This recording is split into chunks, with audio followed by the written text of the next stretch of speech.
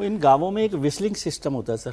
हाँ, वो सीटी बजा रहे थे सब सीटी लोग बजाते हैं, हाँ, कि जब भी कोई खतरा हो, मतलब ये खतरा तो इतना जल्दी आ गया था, लेकिन खतरा होता है तो वो विशिल करते हैं, सीटियां बजाते हैं, तो जो भी लोग हैं वो भाग सकते हैं, बच सकते हैं वो, और दूसरा जो लोग आ सकते हैं मदद के लिए उसमें काम में आता है। और इसलिए वो आप देख रहे होंगे कि जब आ रहा था तो भाग रहे थे लोग, बचने की कोशिश कर रहे थे। 7 सेकंड में हो गया सर, क्या आदमी भागेगा 7 सेकंड वो के नहीं अंदर? भाग- बताइए, अब ये जो आपने कहा कि अब ये तो एक किस्म की नई धरती तैयार हो नई गई, धरती। एक लेवल अप हो गया, लेकिन ये जो घर है, इन घरों में तो मलबा हटा के ढूंढना पड़ेगा ना कि नहीं, इनमें कौन सरकार था? पूरा हटाया जाएगा, भले मलबा वहाँ इकट्ठा हो गया है। अब बच्चों की संभावना कितनी है अब ये सेना देखेगी, लेकिन मुझे लगता है पूरी इसकी सफाई की जाएगी, मलबा हटाया जाएगा, बड़ी मशीनें मंगाई जाएंगी किसी सर तरीके पेड़ से। देखिए, ऊंचे ऊंचे पेड़, पूरे उसमें ये चलेगा। पेड़ आपको दबे हुए दिखाई दे रहे हैं। बिल्कुल, ये कितने फीट लंबे पेड़ होंगे ये? पूरे उखड़ के उसके अंदर दब गए हैं सब। और ये वैसे ही पहाड़ों पर हाइट सरफेस भी बहुत हार्ड हो गया होगा, अगर ये पानी नहीं देखिए, पड़ रहा तो पूरा हार्ड, वो पूरा घर दबा हुआ है। अब कैसे ड्रिल करके तो उसको ये खोदा मतलब जाएगा? कई कई फीट, मतलब 12-15 फीट ऊपर कम से मलबा है। कम। 2 मंजिल जितना करीब करीब ये हो गया है, तो 2 मंजिल का मतलब 15 फीट 20 फीट के करीबन मलबा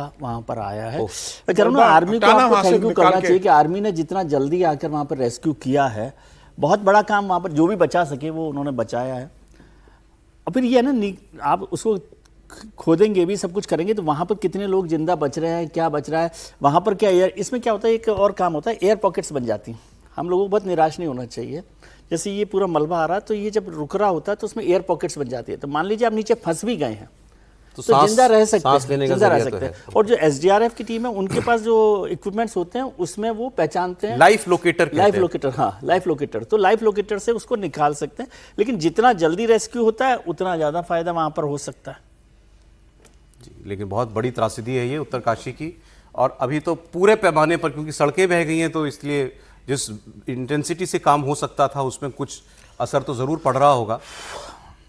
और बिल्कुल ठीक कहा आपने, यहाँ तो तुरंत मदद इसलिए पहुंच गई क्योंकि सेना का कैंप नजदीक था, बस बारिश ना हर से पड़े, एक बड़ा मतलब केंद्र है, heavy वो rainfall नजदीक ना था। हो अभी। ये और कहीं दूर दराज के इलाके में हुआ होता तो और अभी है वहाँ पर वैसे heavy मेन rainfall रोड ना हो। पर है धराली जो है, क्योंकि अगर तेज बारिश होगी तो और तकलीफ हो जाएगी, मतलब पानी ना पड़े कम से कम 48 पानी घंटे। अभी अभी मौसम खुला है, राधिका बता रही थी ना कि मौसम खुला है, हेलीकॉप्टर उड़ रहे थे। 48 घंटे खुला रहे मौसम, अगर बारिश फिर आ गई तो फिर सेना को बहुत दिक्कत होगी रेस्क्यू ऑपरेशन के लिए। तो कम से कम मौसम खुला रहे तो हेलीकॉप्टर के माध्यम से, और बाकी जो जिस तरीके से कि जो पैदल जा रहे हैं, रमिका बता रही थी कि लोगों ने पैदल जाना शुरू कर दिया वहां पर, तो जब लोग पहुंचेंगे वहां होगा बहुत, मतलब एक बड़ा संकट है सरकार के सामने कि सब दिख रहा है लेकिन इसका रेस्क्यू ऑपरेशन शुरू करना सरकार के सामने सबसे बड़ी चुनौती है।